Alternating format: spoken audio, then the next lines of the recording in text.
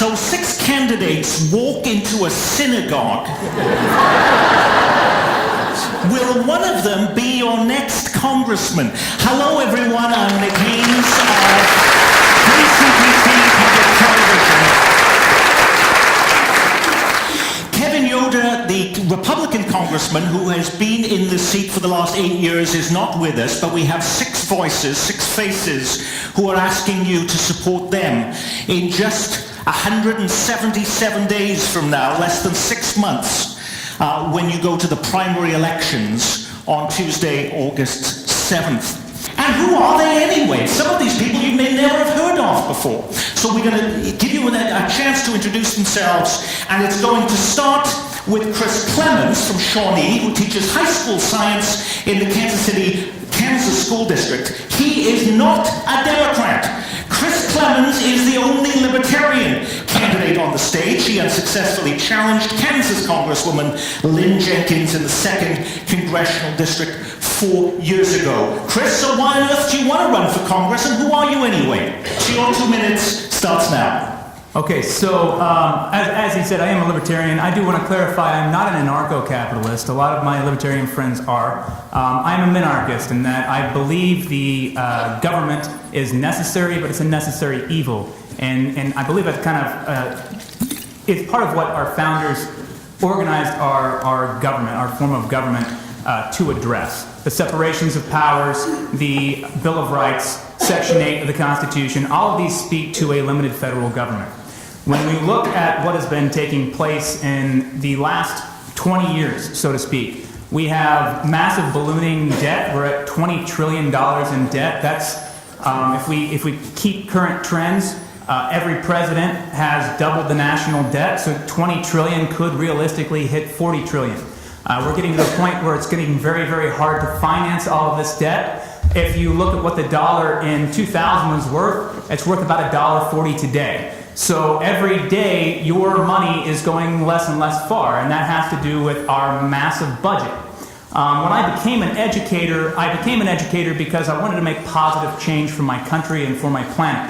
I focused on trying to get my kids outside, discovering the natural world, and trying to teach them to think critically. And a lot of the change I've tried to inspire, I feel, is going to come too late, and that the problems of today are becoming very dire. We've been kicking the can down the road for a very long time, and it's time that we actually have or take action to try and turn the direction of our country around.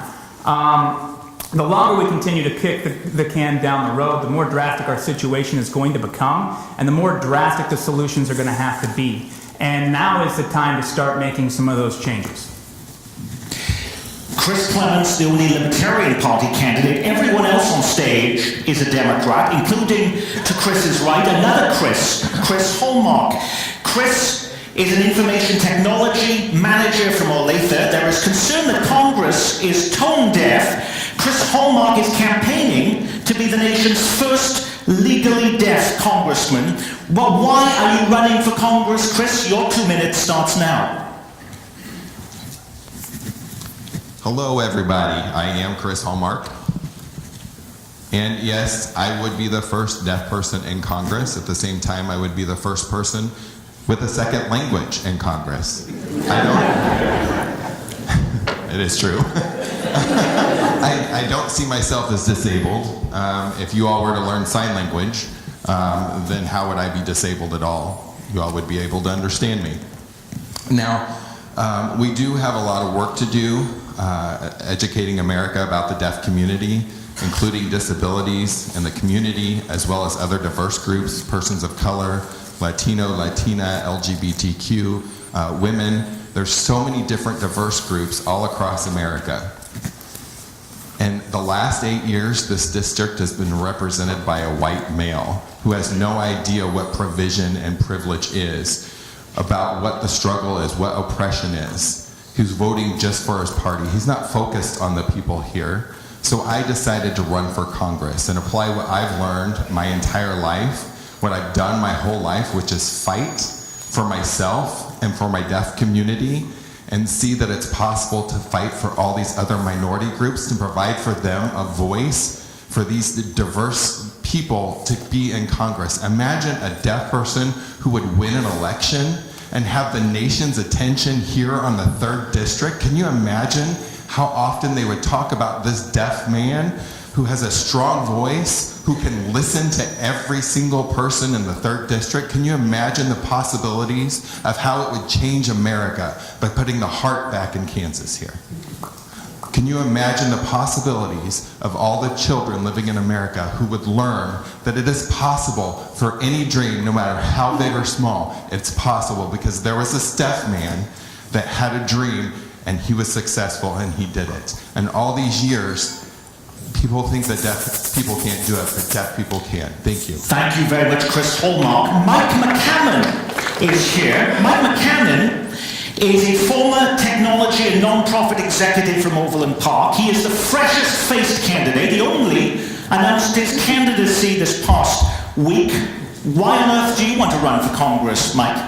Well, I think like everybody else on stage, the biggest reason why I want to run for Congress is because I don't think Kevin Yoder represents the values of our district. One of the things I learned, actually I heard just this morning in church, is that we see people differently once we get to know them. So let me just tell you really quickly my background, since I'm brand new. I'm the new kid on the block, if you will. So I am a 5th generation Kansan. Okay, I'm a 5th generation Kansan who has spent the better part of the last 3 years raising our family here in Overland Park. As you mentioned, I'm a career technology executive. I'm best known for being the first executive director of the Bluetooth Trade Association, that technology that most of us have heard of. And I also was on the executive team that launched water.org. On a personal level, I was raised in a single-parent family by my mother. I'm a KU grad, husband, father of 3. My wife of 29 years, Jody, is here someplace. Over there back in the corner. Hi, Jody. My wife of 20 years, Jody, works at KU Edwards and is a recent breast cancer survivor, so I've obviously dealt with that issue recently. My 2 adult children graduated from Blue Valley West. The oldest is a software engineer. His name's Logan. He's here as well today. My middle, unfortunately, couldn't be here. He's in the Peace Corps, serving in Rwanda as a teacher, English teacher there. And finally, my daughter goes to high school in Olathe. And I'm really glad to be here, and thank you so much for hosting us today. Thank you very much. Next to Mike, to your left, is Tom Niermann. He's a high school teacher from Prairie Village who has taught in some of the largest public school districts in Kansas, including Shawnee Mission and Blue Valley. He currently teaches American history at Pembroke Hill. Your 2 minutes starts now, Tom. Well, thank you very much for coming out this afternoon. I am not a professional politician. I am a teacher by training, and I have been a teacher for the last 26 years, and I have taught in just about every kind of environment you can imagine. I have taught in private schools as well as the public schools.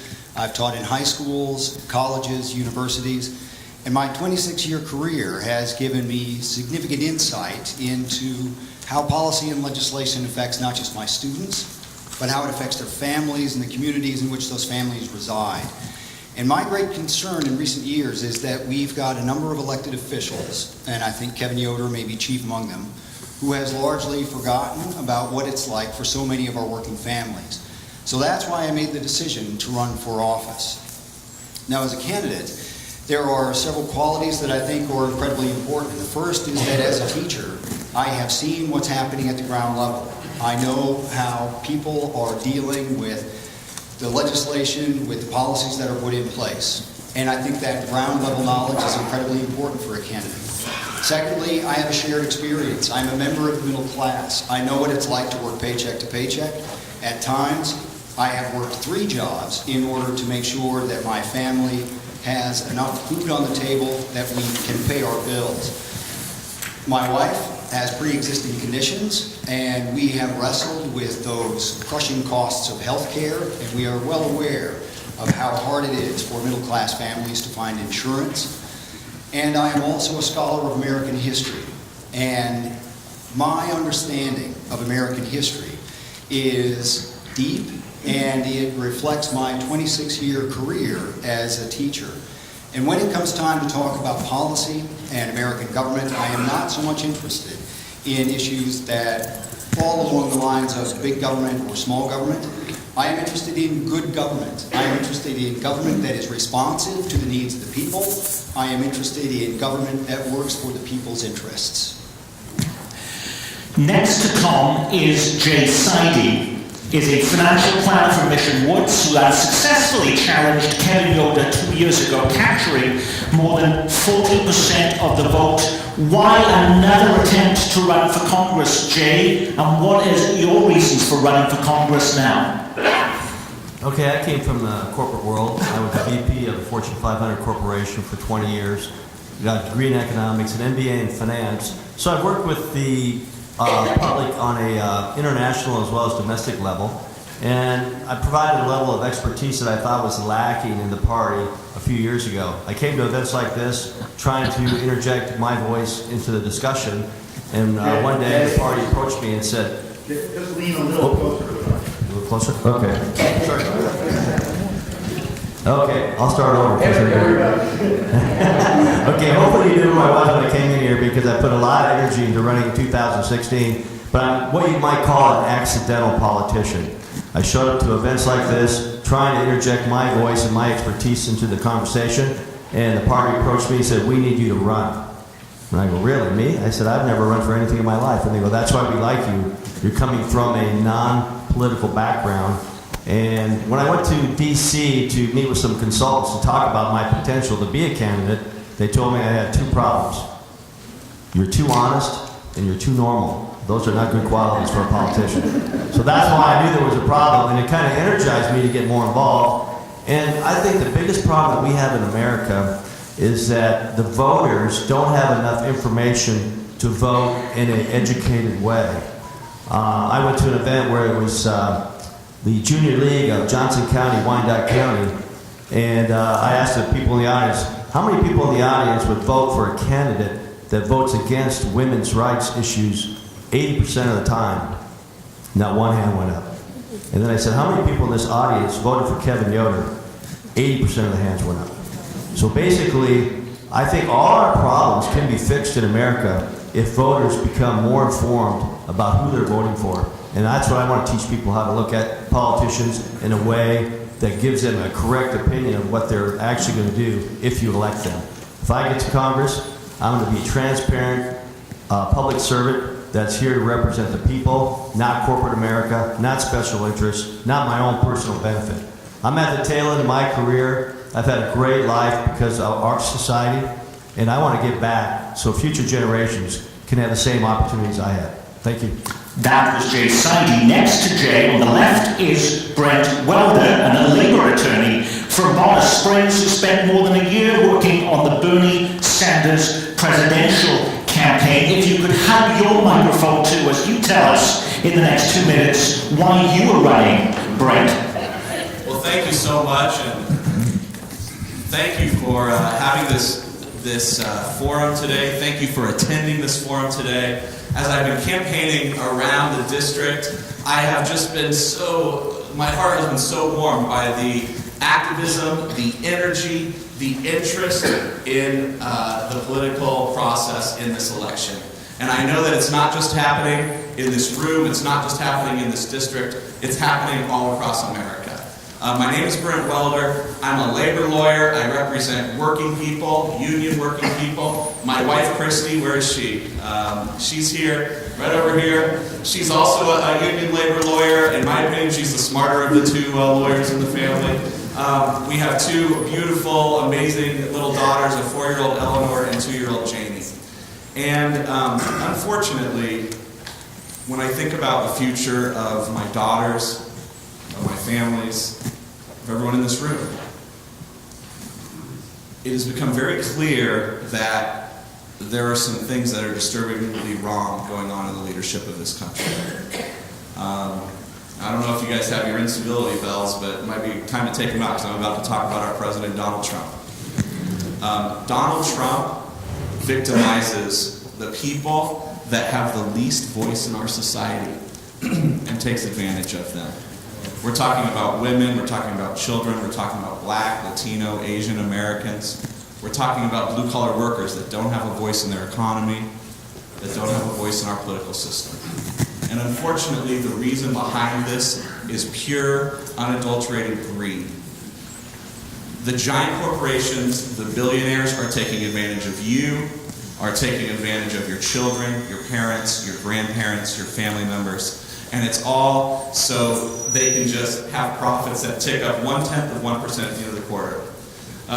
Thank you so much for hosting today, Nick. You and I guess the Kansas City Star likes to talk about my work for Bernie Sanders. I've also worked for Barack Obama, John Kerry. Fine, you can tell us more about that during our conversation. They all 2 minutes to start this, plus 30 seconds at the very end. In between, it is a conversation, and I'm going to move this thing along in a fair and equitable fashion. Jay Sidie, question number 1 to you. Which action by the Trump administration do you support the most? Which do you oppose the most? Wow, I don't think there's any action that he's done that I can support. You can't think of one thing? If you ask me about Republicans, I can probably find one thing because I got that question asked. And the thing I look at a politician, the way I evaluate whether they're any good or not is they're willing to put the country first. George Bush Sr. was once quoted as saying, "Read my lips, no new taxes."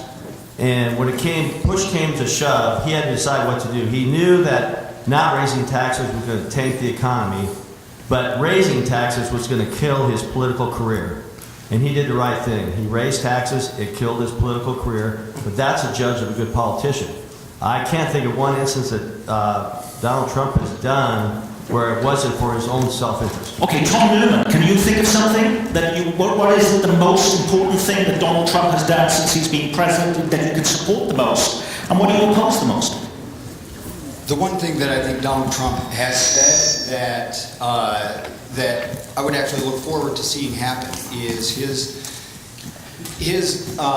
saying that we need an infrastructure bill that will repair the infrastructure of the United States. Now, I do think that if he is serious about such a bill, there is bipartisan support for such action. And I think that if he is serious about pursuing that, that is a pathway for us to create good-paying jobs here in the United States. And infrastructure is a necessary component of stability within our society. So that would be one area that I've seen from the Trump administration. Mike McCamon, is there an area that you could support the most from this president? And what would you most oppose from this president thus far? Well, I'm really glad that Jake got this question first because it took me a while to collect my thoughts. But I would have to say that, the thing that I was most attracted to Trump, and I think a lot of voters were, is why some of them voted for him, is this rhetoric around draining the swamp, to get rid of all the special interests.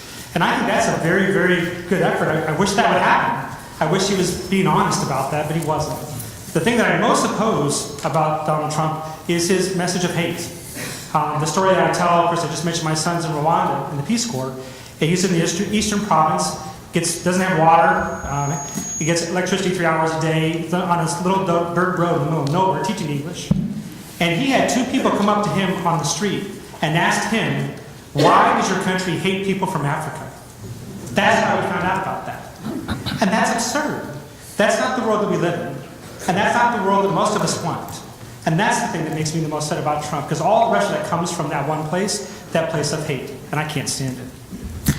Chris Clemmons, there must be something from the Trump administration that you support. What is the most item on that list that you support the most? And what have you not supported during this Trump administration that you oppose the most? So, like everybody up here, it's really hard to think about a good action that our commander in tweets has initiated. But I will say there's something I'm 50-50 on, and I have to give him some props in that, and it has to do with DACA specifically. When I support the DACA exemptions, I want to go ahead and put that out there right now. I want to see at the very least a one-time exemption for all of our dreamers. But when Obama put forth that particular piece of legislation or that executive action, it was outside bounds of the Constitution. Section 8 of the Constitution gives the sole power to set immigration policy to Congress, our legislators. And that was a usurpation of power. And while I don't support the way he removed DACA, I do believe that was something that should have been handled by our congressional leaders. That being said, in terms of everything else, I mean, he just basically blew a $3 trillion hole in our budget over the next 10 years.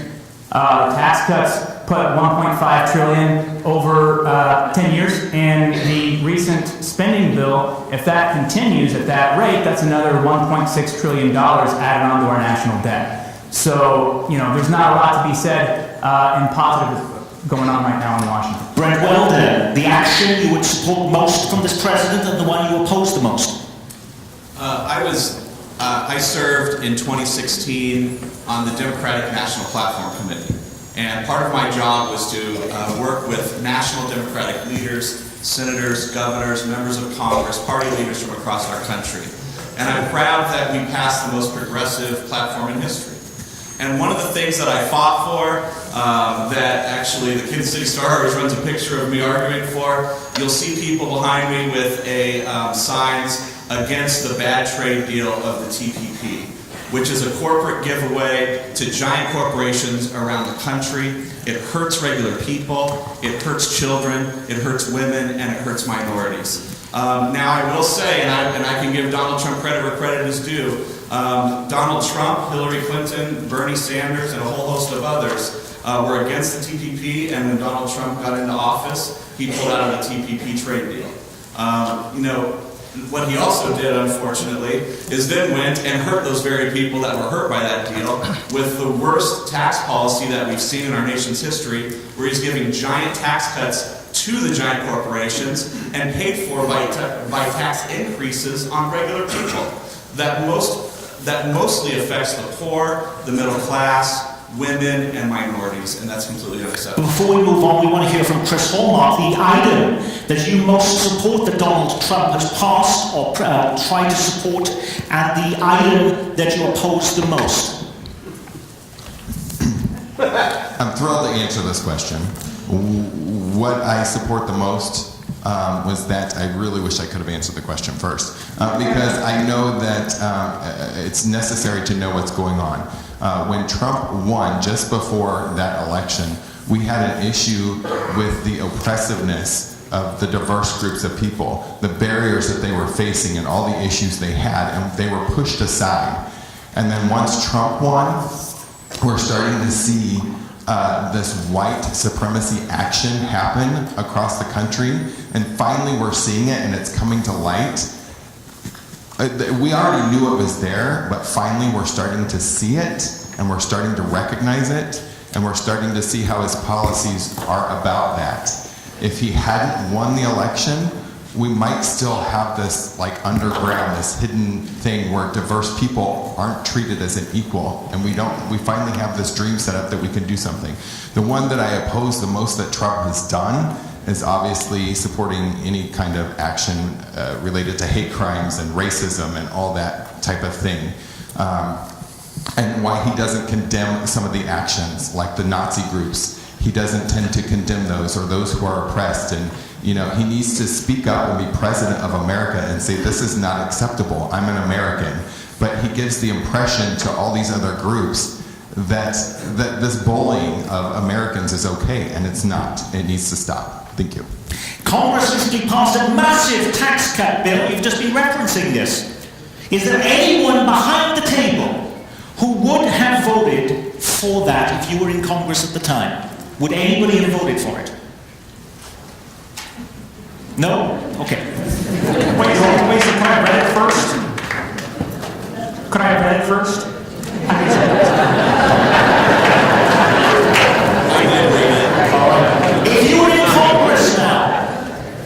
If you were in Congress now, would anybody behind this table have voted for a government shutdown in order to protect dreamers? Okay, Mike, tell me about that. Well, absolutely. You want to talk about immigration in particular? But you think it was worthwhile shutting down the government to protect dreamers? I mean, I think that the dreamer issue, the immigration issue is a real test of our country's character. I mean, we tend to forget, you know, we are a country of immigrants.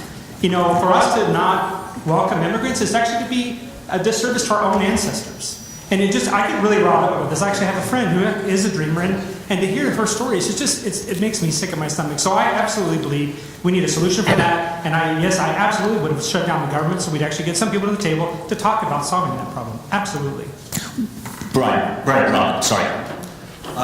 My wife, 15 years ago, was the Latino outreach director for this very congressional district, helping to elect Dennis Moore, helping to elect Kathleen Sebelius.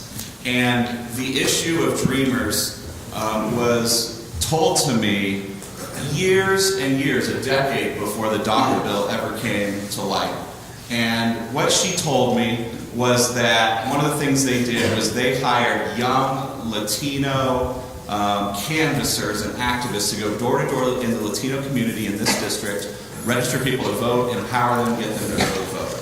And one of the most heartbreaking things that has occurred to her in her life that she told me about 15 years ago was that a young woman, a high school age girl, walked in, and when she was filling out the paperwork, she didn't know how to answer the Social Security number question because she didn't have a Social Security number.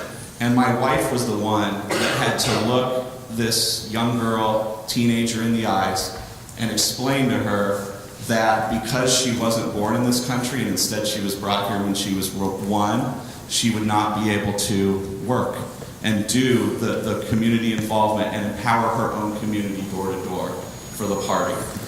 And so it is a moral issue, it is a moral failing. We need to do every single thing that we can possibly do to protect these great Americans, and they are Americans, they've grown up here, they speak our language, they've been a part of our education and workforce. Does anyone behind this table believe that the government should not be shut down in order to protect dreamers? I'm moving on. By the way, ladies and gentlemen, if you have your own questions, we'll be taking those. There are people around this synagogue who will be picking up your cards and we'll be asking your questions too. I want to hear a little bit more about you as people, because one of the issues is why is it that you're actually running for Congress and not some other office? Kevin Yoder spent 8 years in the Kansas legislature in the House of Representatives before he ever decided to run for Congress. Why aren't you running for school board first, or a city council, or a state legislative position? Why does it have to be for one of the highest offices in the land before any of you have ever held elected office before? And I'm going to start with Brent. Okay. Well, first of all, I'm proud to be nothing like Kevin Yoder, and I don't think there's anything that anybody should be proud of for his time that he spent in the Kansas legislature, spending every single day trying to victimize every one of us in this room and our family members. My background is after law school, I represented working families. Before law school, I worked on campaigns. I built some of the biggest, strongest grassroots organizations in this country. I was one of the first staffers on Barack Obama's campaign. I was the national field director for the Teamsters Union. I worked in Congress for Patrick Murphy, the first Iraq war veteran in Congress. And what I've been doing throughout my entire life is fighting for the very issues that we are tackling here today, that we are tackling into this campaign. And that couldn't have been done at the state level or at your city council or on the school board? Excuse me? That could not have happened at the state level or on your city council or on a school board? I've been dealing with federal issues my entire life and have organized some of the biggest grassroots organizations. And okay, Chris Haulmark, why make your first run for elected office be for Congress? Why not a school board or a city council or the state legislature? If I run for a state legislature, it's not that impressive. It doesn't have that big of an impact. What I envision in running for Congress and winning Congress is I get the media attention, and every day during my 2-year term, they're going to be focused on anything that I say, anything that I talk about, any kind of issue, any advocacy that I do, any endorsement I do for all the different states. They're going to be talking about it. If they're talking about inclusivity, if they're talking about diversity, and trying to get America progressive, it's just on the state level, the focus would not be there. And so this gives me more power in Congress, and that's why I chose to run for Congress. Okay, Jay Sidie, I noticed on your website you said you're fed up with watching the Kansas economy and the school system crumble under the disastrous decisions of politicians with zero business experience. Why not run for state office then? Why not run as a state representative or a state senator? Why Congress? Because I was asked to by the party. I was showing up at meetings like this. I was just trying to be an involved citizen, and I came to events, talked to people, was willing to voice what I thought needed to be said. And the party asked me to run. And I think, too, somebody came up to me and said, Jay, what makes you think you can be a good congressperson? And I thought about it for a minute, and I go, well, you know, I started out my life as a middle-class kid working road construction on a road crew. I worked my way through high school, made some money, went to college, got a degree in economics, went to work for a multinational corporation. 5 years I was a VP, there for 20 years as a VP. Came out with some pretty good knowledge about how the economy works, how I can make it function better, how I can optimize assets. And that's basically what you do as a congressperson. You optimize the assets of your district, the people, the infrastructure, the resources that you have available. And I think I've got the skill set to do that, and I didn't plan on being a politician. I didn't run for all the smaller roles because I didn't want to be a politician. Somebody came up to me and said, we want you to run for Congress. And they were state leaders and actually people from D.C. So I thought, wow, they like me. I have a good shot. Tom, same question. I mean, you could be running for state office, or why not on your local city council in Prairie Village? You've never held elected office before, but the first time you're running for Congress. I subscribe to that notion that I believe our country is founded on. It's that notion of the citizen legislator. And I have served my community. I have been a teacher for my entire professional career. And while some people may say, well, you currently work in a private school, I have always had a second and sometimes third jobs. And those second jobs have been working at Johnson County Community College, yet another chance to serve my community. So I have engaged in community service, and that community service has given me insight into what is important to people. And I think what is missing in our federal legislative branch is an understanding of what middle-class families are experiencing and what they need. So I think that it's about time we had someone from the middle class actually represent the middle class. We currently have a class of politicians that are representing corporate interests and interests that certainly aren't aligned with people in the middle class. That's why I think it's imperative that I run for office. Now, I also want to point out, I did check out running for the state legislature, for other local offices. And very often what I found is that because I am working 2 and 3 jobs in order to support my family, I don't have the time. So what I want to make very clear to everybody, running for office is costly. It is so cost prohibitive. Many people from working families and the middle class don't have the chance to run for office. I am making this run because I believe it is important to our democracy, and I'm making this run because it is very rare that people from the middle class and from working class have the chance for this kind of opportunity. Mike McCamon, not only did you decide to run for one of the highest offices in the land, there were already 5 candidates in the race. What did you think that you were bringing to the table at that point? Well, I thought I'd be a better choice, quite frankly. And I'll tell you, I thought you were going to ask me, like, why did I run? And the answer to that was Yoder. I tell people my journey to this table started because of Kevin Yoder. Okay, you said that in your opening statement, but what makes it that you could have run for something else? Well, and by the way, there's a lot of people who've been trying to convince me to do that. But my primary objective was to make sure that Kevin Yoder does not get reelected. And after following the race for the last year, I decided I'd be the best, by running, that would be the best way to achieve that objective. Chris Clemmons, the Libertarian candidate. So I did actually put my name in the hat for a state senate election. I did not actually end up completing that campaign. I did just recently have a young daughter, so I dropped out to support my wife through her pregnancy and through the first months of Michaela's life.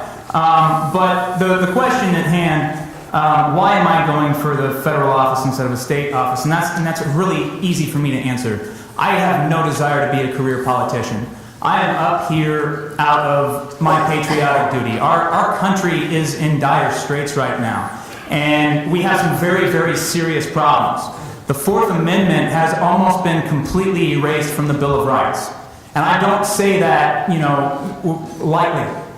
The recent FISA reauthorization allows the federal government to go through every phone call, text message, email, website you've ever been to, as well as search your home and office on the basis of accusation alone. Okay, and look at those issues by being on local city council, I'm assuming, because they wouldn't be tackling them. Precisely. Okay, we're going to get into some other issues. Here's a question, beginning with you, Tom Niermann. What is the most serious threat currently facing the United States? There are a number of them, but What the most serious?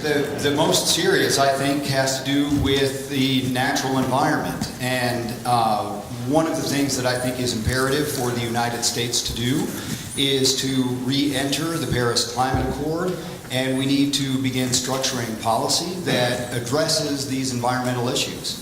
Brent Welder, the most serious threat currently facing the United States is what? Donald Trump.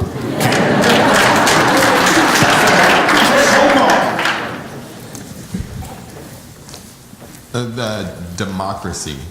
Everyone should have a right to vote. Every voice should be in Congress. Every voice should be part of government in every level. We have so many areas that are missing diversity. They're being ignored. They're not important. That's the main reason I'm running. By the way, we do have a booth outside where you can, as soon as you leave today, not only getting your free cookies and coffee, but also to be able to register to vote, and there will be people knowledgeable of the whole process right out back too. So thank you for mentioning that. How about you though, Mike McCamon? Fill in the blank. The most serious threat currently facing the United States is what? Well, I would agree with Brent first, but then I'd also say, again, going back to what I said earlier. I thought it was Kevin Yoder earlier. Okay, all right. Yeah, I guess that's right. Okay. Yes, Kevin Yoder is our biggest threat, actually, for us in the 3rd District.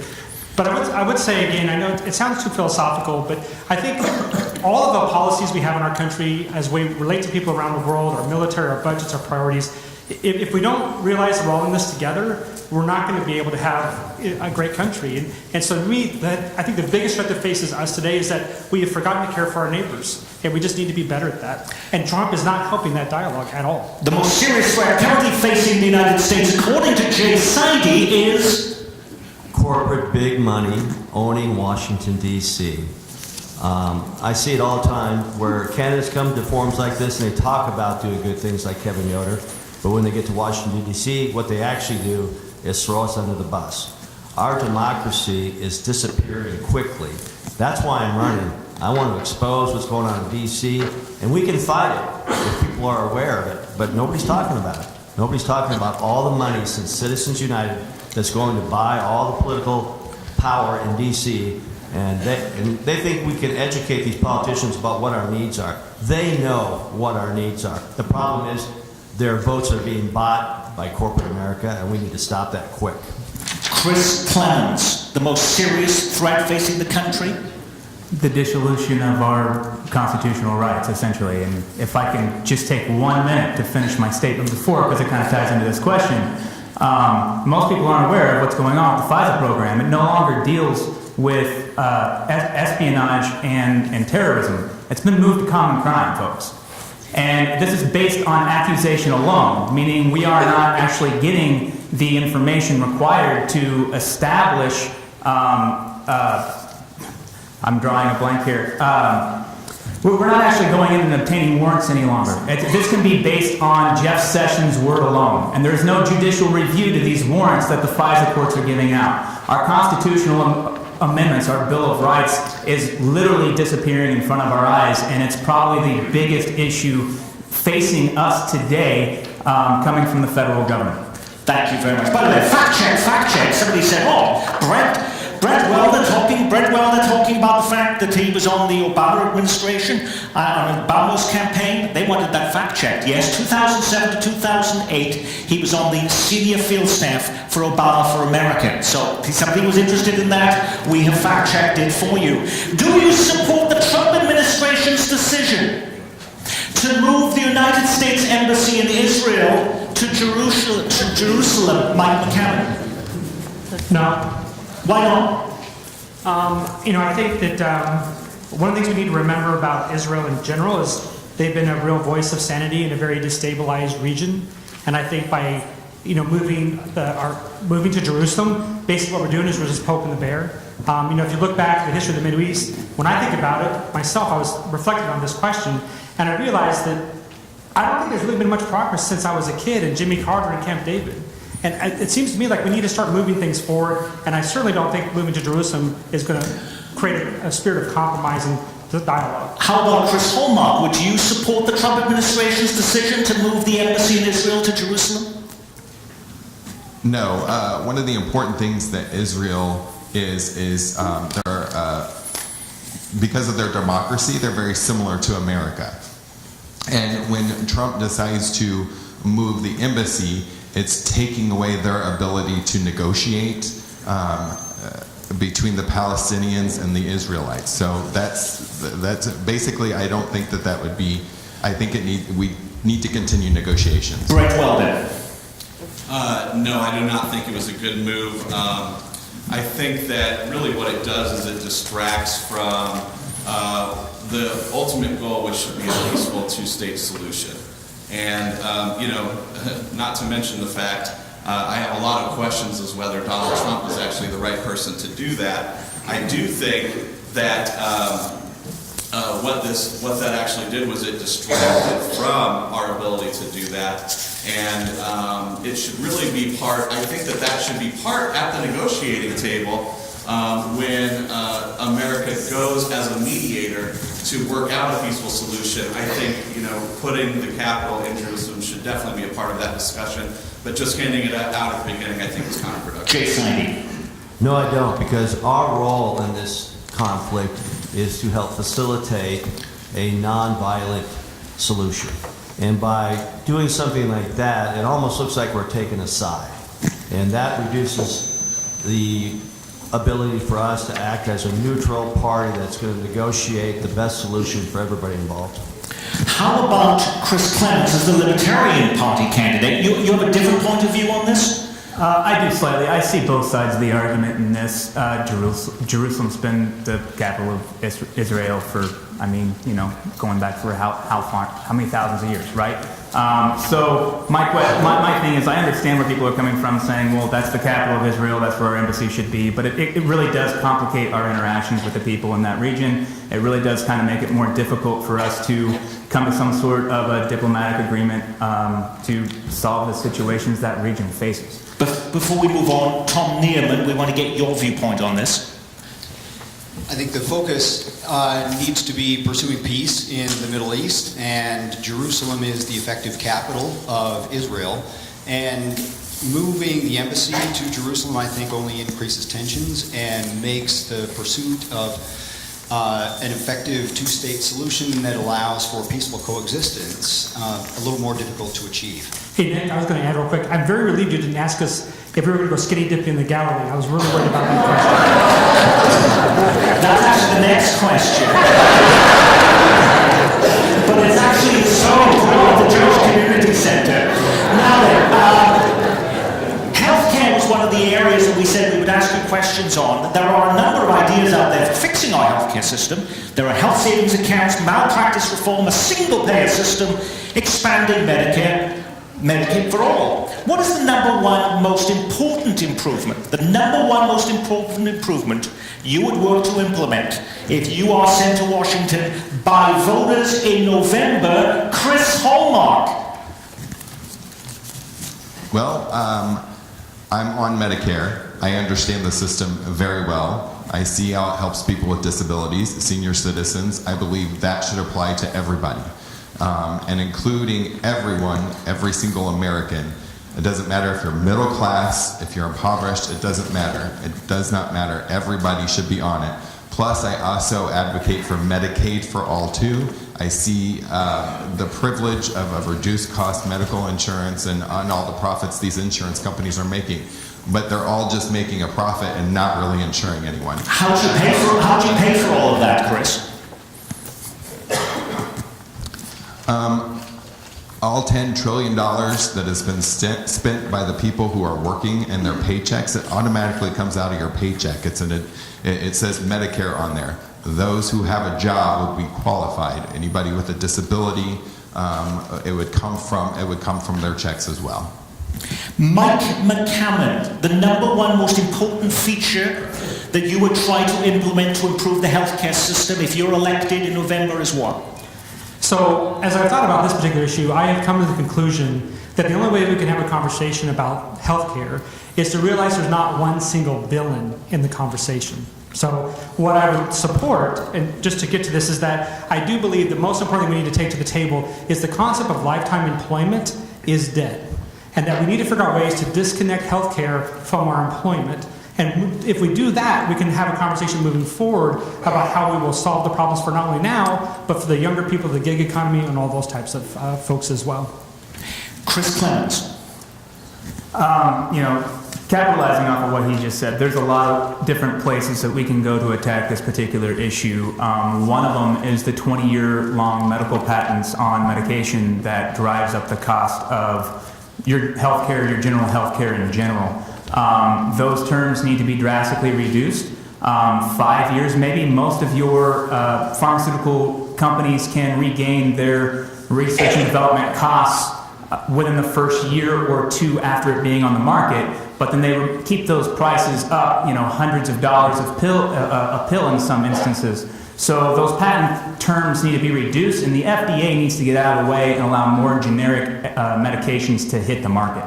Lots of ideas, Brent, for controlling costs, improving the healthcare system. What's the number one feature that you would try to implement if you're elected in November?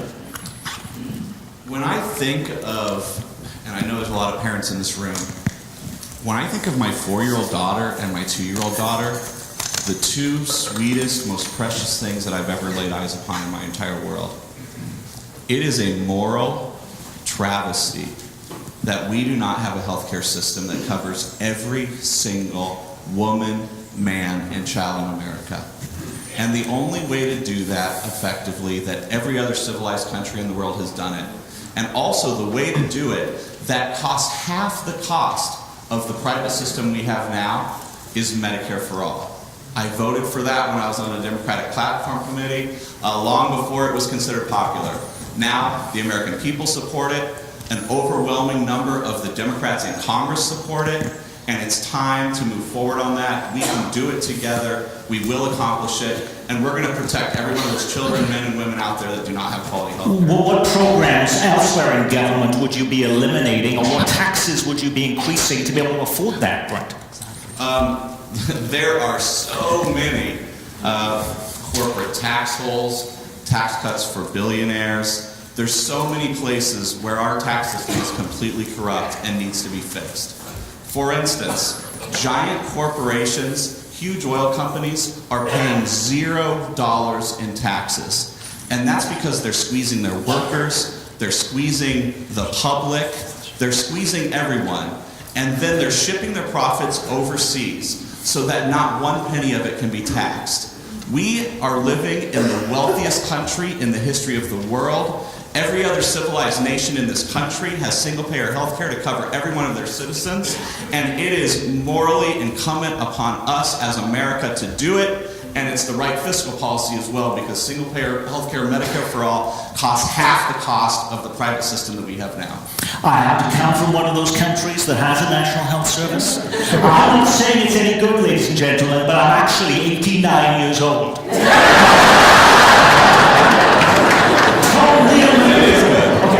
Tom, your biggest component you would do to improve healthcare? My great concern with healthcare is its affordability, and this is something that I think is incredibly important here in the 3rd District. We've got 30% of people who owe medical bills in Wyandotte County whose bills are currently in collections. So affordability for healthcare, affordability for insurance is absolutely imperative. I think that it would be wonderful if we could instantly transfer to Medicare for all system. But affordability can be achieved through a number of programs that are already being debated. One is reinstating the cost-sharing reductions. Another would be increasing the premiums or the subsidies for premiums.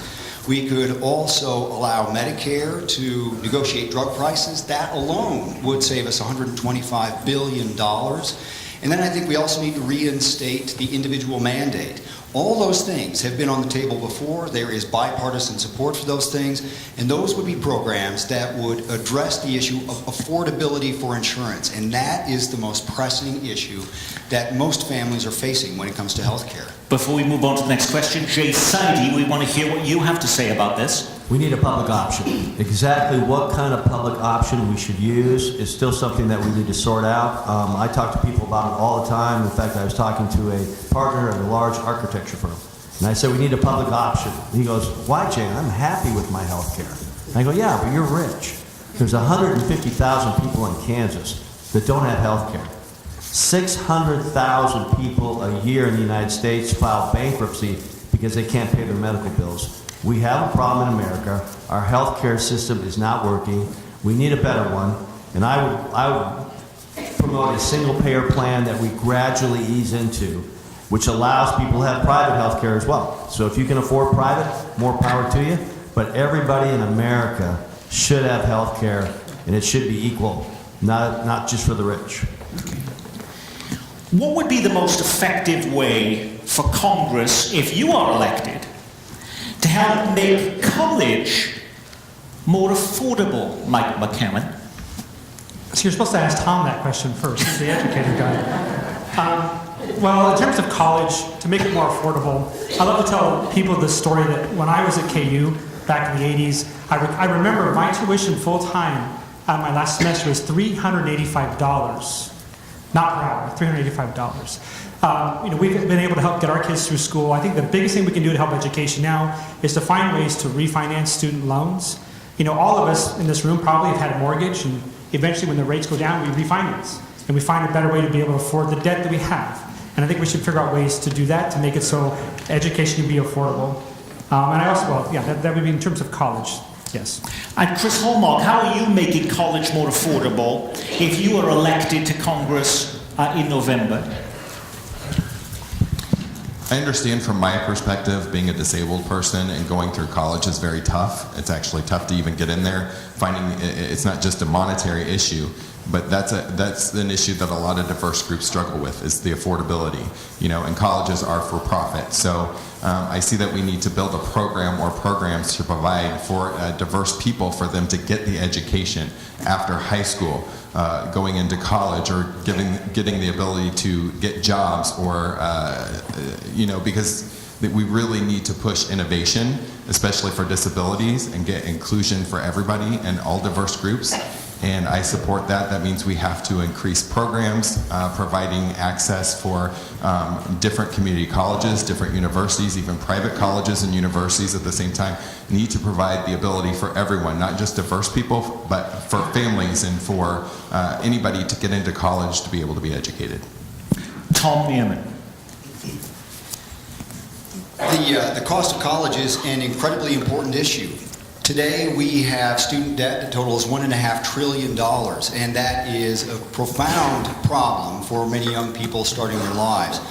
It is an urgent problem, but it's a fixable one, and there are several things that we can do to address the high cost of college. The first is that we insist that state governments pay their fair share in offering the appropriate funding for state universities. This past year, the state of Kansas dropped below the 50% mark for funding for the state universities here in Kansas.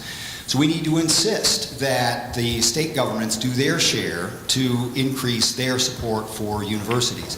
The federal government needs to increase its funding for Pell Grants, which makes college more affordable for working families and the middle class. And then we also need to put forth a plan that would provide funding for college tuition for a 2-year community college degree.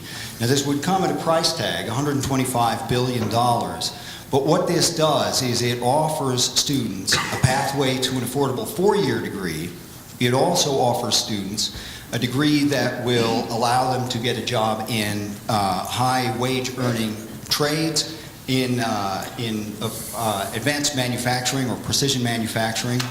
And although the cost is $125 billion, keep in mind that is 1/10 of the giveaway of the recent tax bill.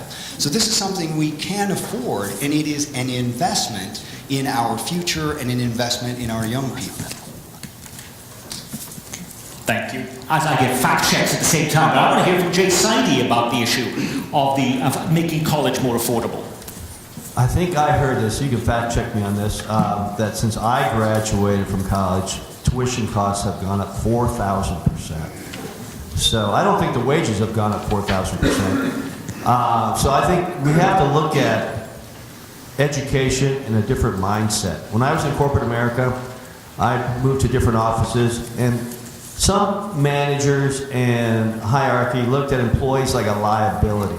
There's something we need, but how can we utilize them with the least amount of effort and cost?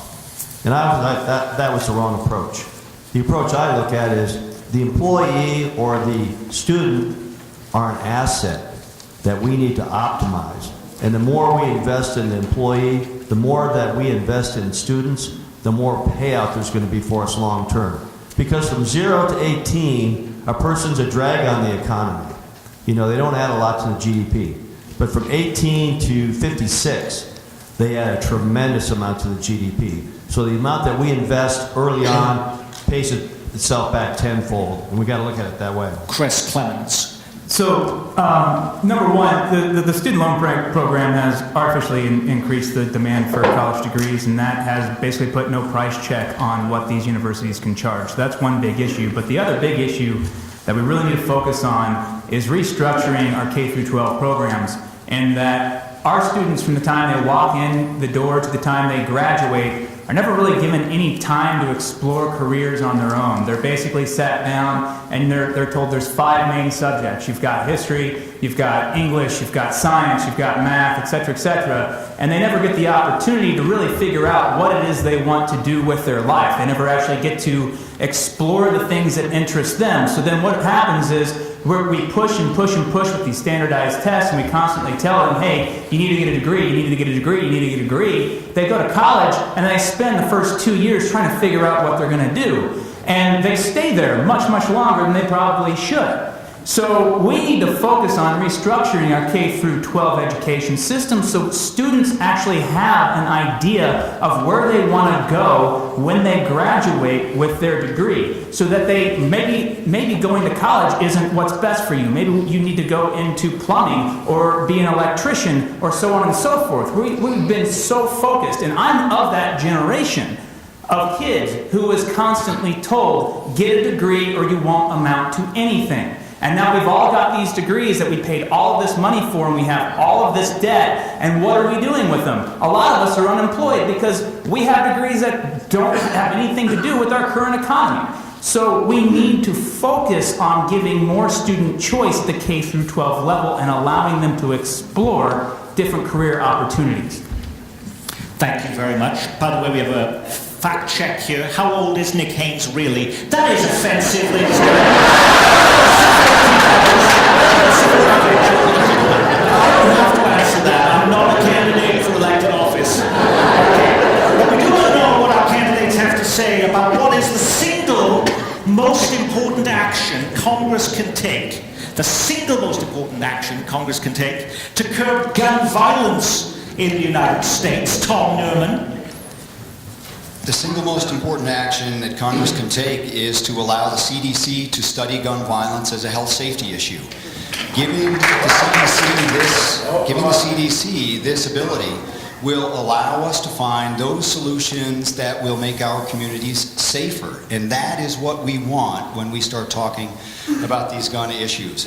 We all recognize the Second Amendment protects the right of gun owners to keep their guns, but we have a right to be safe in our communities. And the best way to ensure that we develop legislation that effectively guarantees our safety is to allow the CDC to begin studying gun violence as a health issue.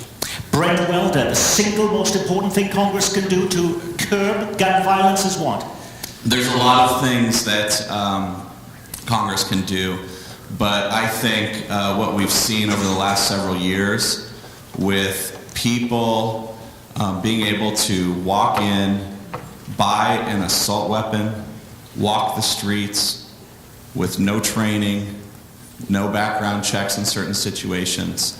The best thing Congress can do is bring back the very common sense law of the assault weapons ban that we had in place. And when I saw, for instance, I mean, there's been so many mass murders done with these assault weapons. The one that struck home most for me was the one in Newtown, when somebody who had no business having an assault weapon whatsoever walked into a school and murdered beautiful, young little children in cold blood. That's something, that alone should have been enough for Congress to have the political courage, the political will to stand up to the NRA, to take action. We need to do it. We can do it. The public is behind us, and I will lead that effort in Congress. And so if you are elected, how are you actually working with Republicans to actually pass that? How are you doing that? Well, for one, we may not need the Republicans, because I plan on, working to make sure we can win the House back this time. Okay, Jay Sidie, single most important. Again, it boils down to money. The reason these politicians vote to support the NRA is because of all the money they're taking. Kevin Yoder is a classic example. He takes a lot of money from the NRA, and he votes 100% against any new gun legislation. Now, does he personally believe that's the way he should be voting? Probably not. But it's all about the money. Until we get, I would go to Washington and I would expose all the politicians there that are voting against gun regulations and who's giving the money. And that might get everybody's eyes open. Chris Haulmark, the single most important action Congress can take to curb gun violence is what?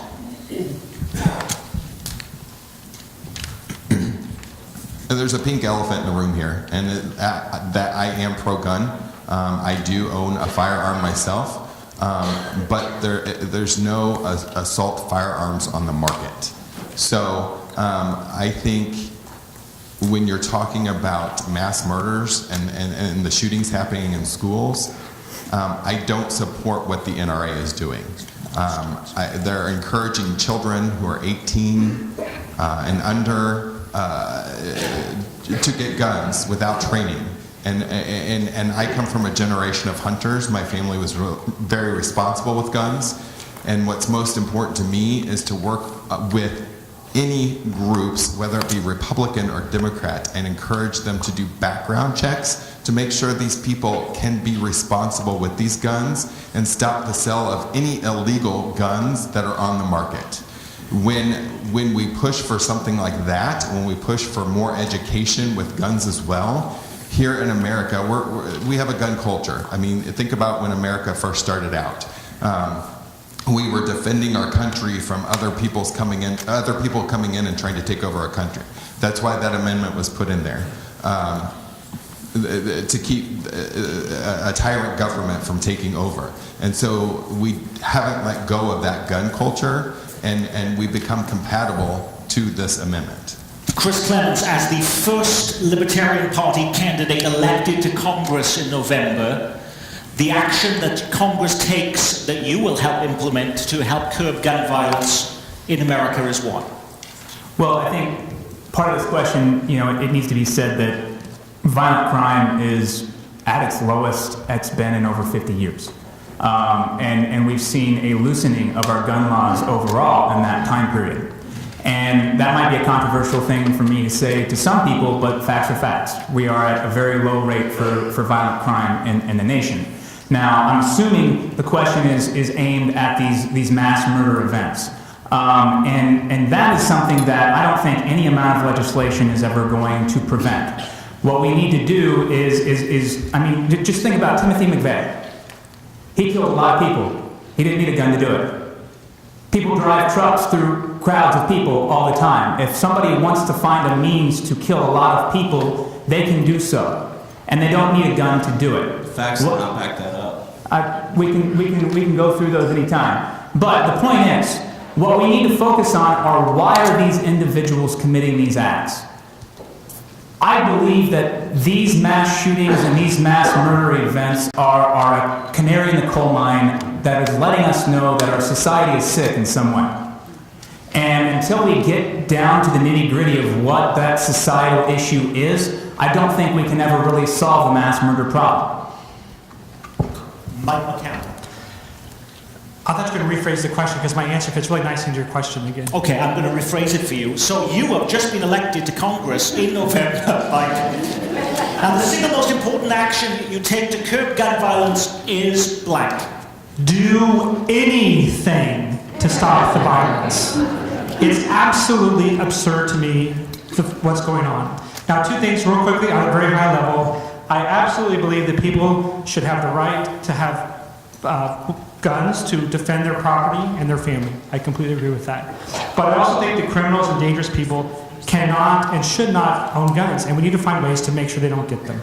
We said we would be taking your questions. In fact, people have been gathering up your questions. In fact, John Lantos has lost 2 pant sizes this synagogue collecting those questions. And Sue-Ann, right at the front, has pithily collated them and given us the very best of those questions. And the first of those questions is what, Sue-Ann? This is for Mike. What can be done at a federal level to strengthen and protect voting rights? What can be done at the federal level to strengthen voting rights? Well, it's actually something I haven't given much thought to at this, so I'm getting caught off guard. So I'll be honest to say I'm not a politician. I don't have a pocket answer here that I can pull out. I do think that one of the things, obviously the democracy is built on people being able to vote.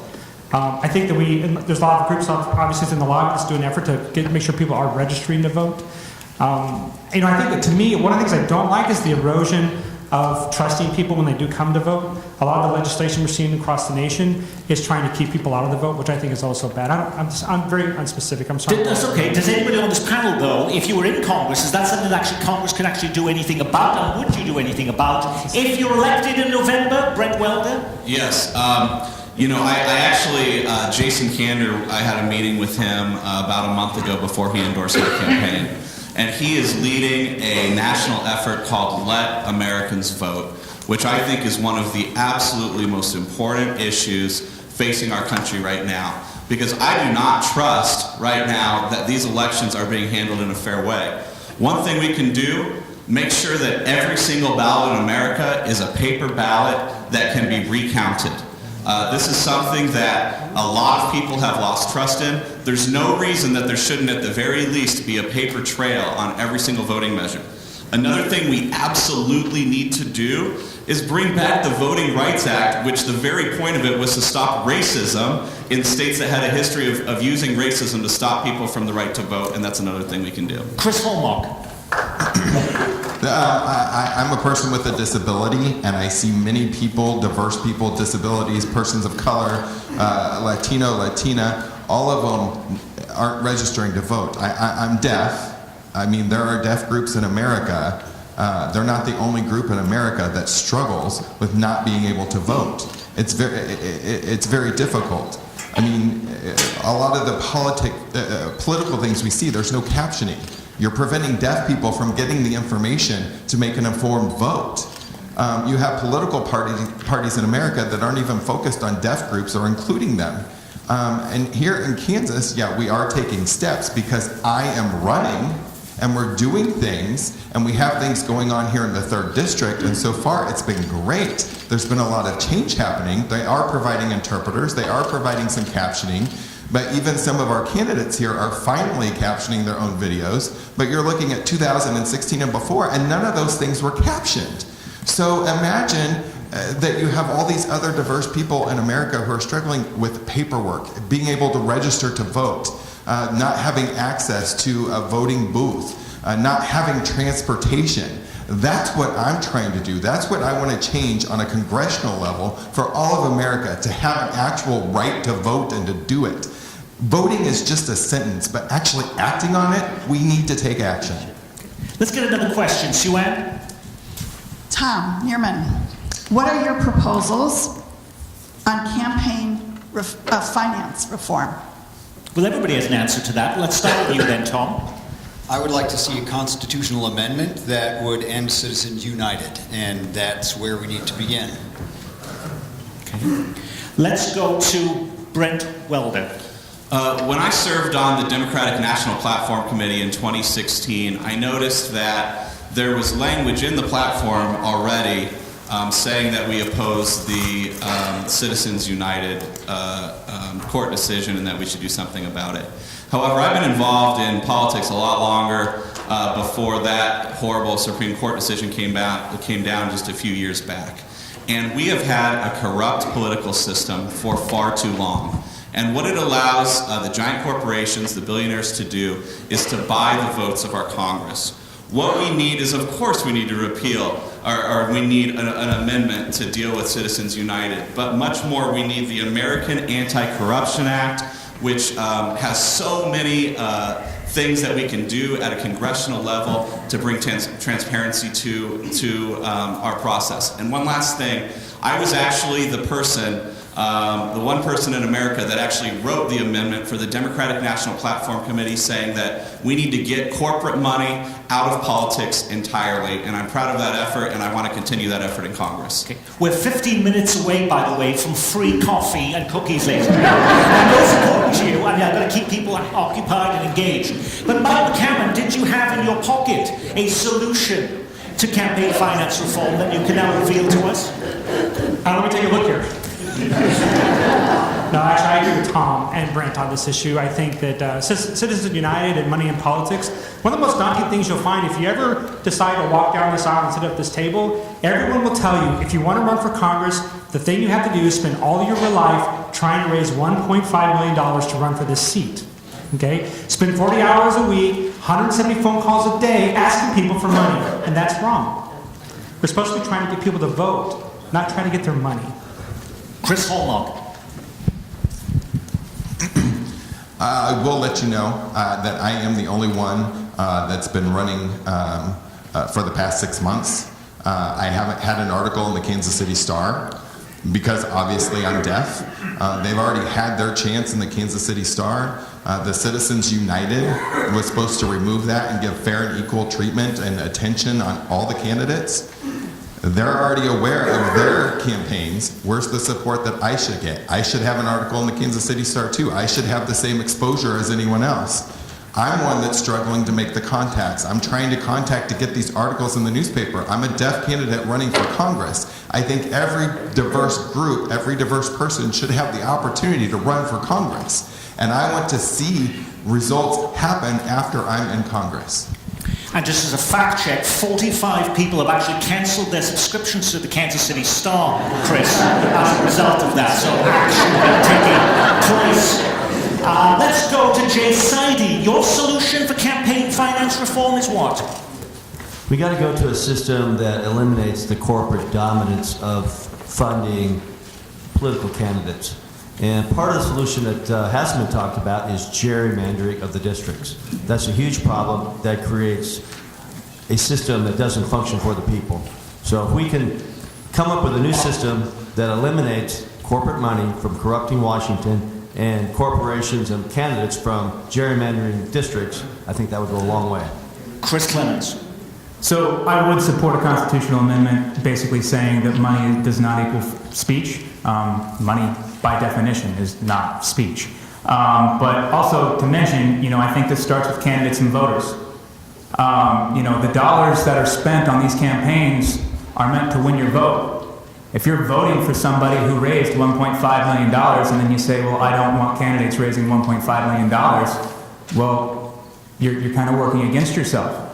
I've already made the pledge that I will not accept a donation larger than $100, ever. I will not accept political action committee money or their help in any way, shape, or form. I believe that, if I am going to actually be an effective candidate, I need to reach out to you, and if I am saying the right things, then you will bring your money to me. But the fact of the matter is, if you continue to vote for these people who are raising $1 million every campaign cycle, nothing's going to change. 11 minutes away now from those amazing cookies and coffee. But first, we go to Sue Ann. Hi. What we'd like to know now is, how will climate change affect Kansas, and what do you intend to do about climate change should you be elected? Jay Sidie. I'm a very stout environmentalist. I love being outside. I grew up on a lake in northern Minnesota where you could see the bottom of the lake from 30 feet up. And it's dear to my heart that we start putting back legislation to fix all the pollution and corruption that goes on in Washington that hurts the environment, causes global warming. And I think the people are behind it, but again, it's the corporate money that's dictating how our politicians vote. That's the problem. I think America wants to fix climate change, and all we have to do is get the right people in Washington to make it happen. Thank you very much. Tom Niermann. One of the things that will happen in Kansas due to a decline in environmental conditions, we will need to do everything possible to conserve our water. And right now the Oglala Aquifer is, we are using water at a more rapid rate than the aquifer is being replenished. So we need to invest in policies that promote water, more conservative water usage, especially in the agricultural regions. We also need to invest in industries that are designed to function well in the 21st century. Here in Kansas, we are number 2 in the nation for wind power potential, and I think that it is important for us to develop that wind power industry. And we can turn the 3rd District into a hub for advanced manufacturing and precision manufacturing for those component parts of a wind industry that would create jobs here in the 3rd District in an industry that is well suited for a future where we need to be mindful of how our industries, how our jobs affect the natural environment. So I think it's those two things, water and then what we do to advance the wind power industry in Kansas. Mike McCamon, if you're elected to Congress, do you have too many other issues to deal with without having to mess with climate change? There's a long list, and I would say that climate change is not the top of my list, to be quite honest. But I will say this, obviously climate change is real. Coal is not the answer, I mean, despite what a lot of people might want us to believe. We have a great opportunity here in the Midwest. I mean, Tom's talked about it before. You know, the wind energy marketplace in the central part of the U.S. is great. I try to convince both of my sons, neither one of them have listened to me on this topic, is that I look at the last half of the 20th century as an opportunity around growth around computer technology. That was the great place to go for a career at that time. And I think renewable is the place to go in this first part of this century. You know, we can become energy independent if we find a way to invest in renewables and innovate our way out of this mess. And I know we can do it. We've done it before. Chris Clemmons. So one of the things I'm really worried about, especially with this particular issue, is the talk about putting tariffs on the solar industry from other countries. As we make solar power more expensive overall whenever we put a tariff out. So I think making sure that we keep the market open to allow for new technologies to kind of come in and fill in as we try and transition over to new powers. Things to mention though, Kansas was once a desert, as well as Nebraska, Texas, all the way over to parts of Colorado. And climate is, I'm not a denier, don't worry, but climate is one of those things that's very hard to map. And we're not 100% sure how things are going to shake out. But if we look to the past, we know that this region used to be a desert. You go up to Nebraska and you go a few inches down and you find sand. The Great Sand Dunes National Park in Colorado is a monument to what this region used to look like.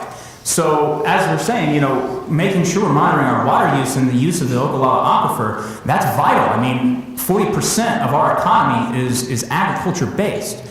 We have to start taking these things very seriously. And it would be a mistake for us to start making our transition to renewable resources more expensive with the use of tariffs. Brent Welder. Virtually every single scientist in the world that has looked into climate change from a periodical scientific standpoint has said that it is man-made. That the debate is over, the scientific community has weighed in, and I think everyone in this room has a pretty good understanding that that's the case. Now, what we have found is that the effects of climate change have been actually occurring more rapidly than we ever could have imagined. It's affecting us every day, every year. I was proud on the Democratic National Platform Committee to put in strong language that we need to abide by the Paris Climate Accord, that we need to invest in renewable energy. And the three things that this is not just an environmental issue. If we invest in renewable energy, it protects the environment, It's a national security issue because we don't have to rely on foreign oil and go to war. And it creates American jobs and spurs our economy. It's something extremely important that we need to do for so many reasons. Chris Clemmons. I had the luxury of traveling the world for 2 years. I'm a science guy, have been since I grew up. I love science. My 2 kids, I have a 13-year-old boy. He wants to be a marine biologist. My daughter's 9. She wants to be an exotic vet and work in Africa. That's my family, and that's what I've been teaching them. The question is, what about global warming? What does it mean? Does it mean that it's going to be very hot today? Does it mean that it's going to be very warm? What does it mean? It means the entire world itself is warming. The temperature, the average temperature keeps going up. Are we going to listen to the scientists? We need to put scientists in these meetings. We need them in Congress to talk about and design policies to protect our world. It's beautiful. That's why it's super important for me and at the heart of me to protect it. Let's get one final question, an amazing question that will have people leaving with standing ovations. They will be with rapturous applause because they'll be so amazed. Well, I'm not putting pressure on you. No, not but that question is what? The question is, what about women?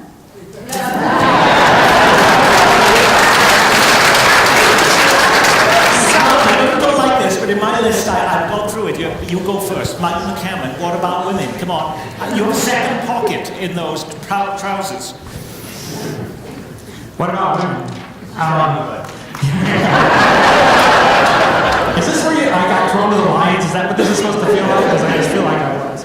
Welcome to a run for Congress. Yeah. You know, I'm going to assume for a minute, I can take that a lot of different ways. I could address the elephant in the room, where I can go to kind of a more dodgy place. So here's what I like to tell people.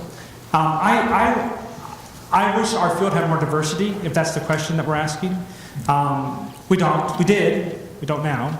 It's one of the reasons why I'm in the race is because one of those people left. I do think that I hope that we're at a place as a country where we look past people's appearances and look at their life experiences and how that's shaped their character. Because that's really a proxy. You know, what someone looks like is a proxy for their life experiences and what they're like. And I hope that as you get to know us, no matter who we are, no matter what we look like, no matter what our disabilities or our abilities, that you'll say, well, I think that person has a set of life experiences that they can go to DC and represent me in a way that's sensible and fair. Tom Niermann, what about women? Anything less than full equality is something that is unacceptable. And that means full equality in terms of wages. It means full equality in terms of health care. For me, this is a civil rights issue. When I go to the doctor, there is no government agency or any representative of the government that tells me what choices are available to me. And I think women deserve that same equality. Now, I also think that when it comes to women's issues, we need to make sure that we end the culture of harassment, because this is an issue of human dignity, and it means that we treat all people with the dignity that every human being deserves simply because they are a human being. Chris Clemmons. Quite honestly, I believe that the laws of the federal government should apply to everyone equally, regardless of age, sex, gender, who you want to marry, et cetera, et cetera. There are issues of discrimination in the workplace. I don't deny that. And in those instances, those situations need to be handled very seriously. But it's hard to come up here and talk about women's issues when I don't have any specifics as to what you're looking for. But really, that's my stance on it. It's only to put you on the spot. Right. Brent Welder. I've been trying to address how every single topic we've spoken with today affects women, affects minority members in our community and in our country. And women to this day, for the same work, make 80% of what a man makes doing the exact same job. That can be solved through strong legislation, and it should be. We have a misogynist in chief, putting it lightly, as our President of the United States. There is nothing he's going to do for women's equality, but the most important thing that we can do, and this is something that is fundamental to my core We need to protect the privacy of every single woman to choose in this country. It's extremely important. It's a privacy issue. It's a woman's rights issue. And I certainly hope that every candidate on this stage is unwaveringly a strong pro-choice Democrat. Chris. This is one of my favorite topics because we need to talk about privilege. I recognize myself, I'm a male. I also am white, and I'm straight, and I'm able to walk. It's all about privilege here. And women's issues is super important to me. I'm not colorblind to race. I'm not colorblind to that. I'm not blind to the idea that there are issues that women struggle with, the obstacles they have to go through and what they face with their families or just in their daily lives. I've talked with many women, and I talk with them all the time, and I get to know what their background is and why they've gotten to this point in their life. And it's very important that I listen, and it's very important that we recognize their struggle. We can't just say, well, okay, I'm supporting equal rights. We need to look at why they're not able to get these equal rights. We need to get involved with them. We need to advocate for them. We need to ask them what exactly they want. I support women's choice. I support them going to a doctor's office. I support all these things. When women are in my office, I want them to be able to share and be straightforward with me, up front, and have no fear in there. And men can say anything that they want. So I support women. Thank you very much. Jay Sidie, the final word on this. I'm sitting here today because of a woman. I had a very strong mother that taught me to be truthful in my life, do things that help other people, and I'm currently surrounded by women. I have 2 sisters, a wife, 2 daughters, and a female cat. So I'm always trying to, tread lightly when I talk about things that affect women. But when I was deciding to run for Congress, I went to my wife and said, I've been asked to run. She goes, Jay, why? Why would you want to put our family through that? And I said, I'll give you one reason. Kevin Yoder votes against women's rights issues 80% of the time, and he doesn't think women deserve equal pay, and you want me to let that guy keep Congress? He said, no, go ahead and run.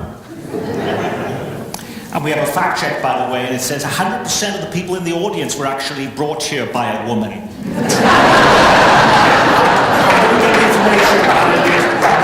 Okay, if we were on an airplane right now, you'd be seeing the flight attendant with that cart in the distance, and you're salivating because you see the drinks and the cookies and the food.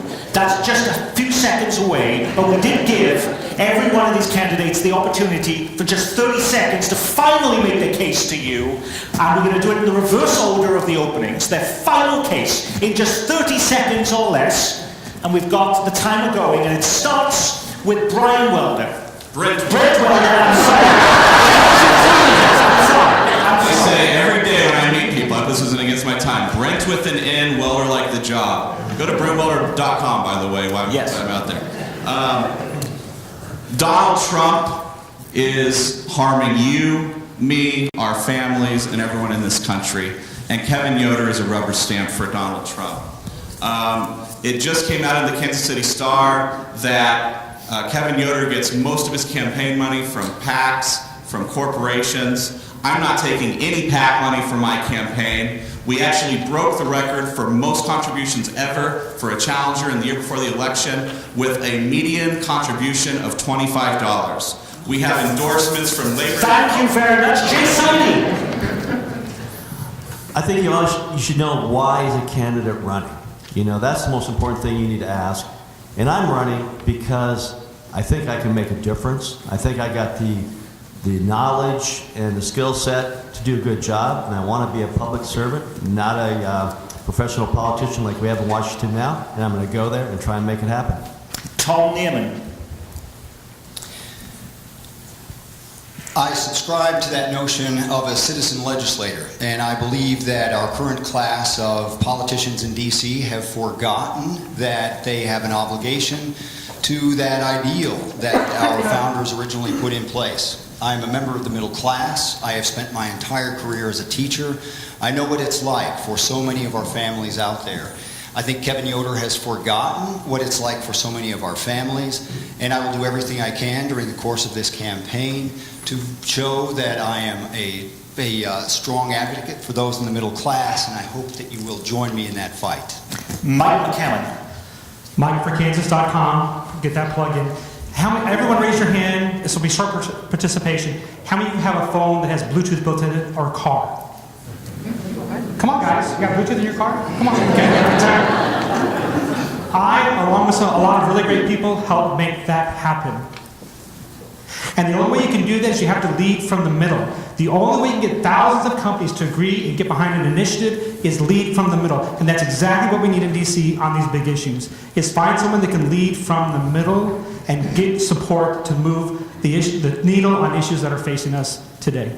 The only Libertarian Party candidate on this stage and in this race, Chris Clemmons. So, to differentiate myself from the people up here, I recognize that the size and scope of the federal government is too big. We're spending too much money every year. The deficit continues to grow. Our debt continues to grow. And that is worrisome in terms of our national security and our economic security. We are losing our constitutional rights every day. It's getting worse and worse. That slippery slope has become very, very slippery. I'm the only person here who's probably going to advocate for reducing the size and scope of the federal government. If you want to know my plans to do so, you can check out my website, ClemmonsForKansas.com. I'm on Facebook, I'm on Twitter. Send me a message, I'll answer any question you have. I'm open, I'm transparent, and again, I am not accepting big money donors. And Chris Haulmark, the final word goes to you. Hi, everybody. I'm thrilled that everybody came here today to see an actual deaf person here taking action and running for Congress. I notice you guys have some stickers on you that say Beat Yoder. I agree to that. I agree. With America behind me, I can win the primary. All of America is going to be watching this deaf guy who won the primary. And America is going to be involved as well. And they're going to be putting the first deaf person in Congress. That's going to be historic. So I appreciate your support. Check me out on Facebook, Haulmark for Congress. You'll see my daily vlogs that I've been doing, and I'm going to do them for 365 days until August 7th. Thank you for coming. 6 candidates, Democrats and Libertarians, wanting to be your next Kansas 3rd District Congressman, ladies and gentlemen. Some final thoughts right now, though, from the Board of Directors of Congregation Beth Torah. Brandy Fisher is with us.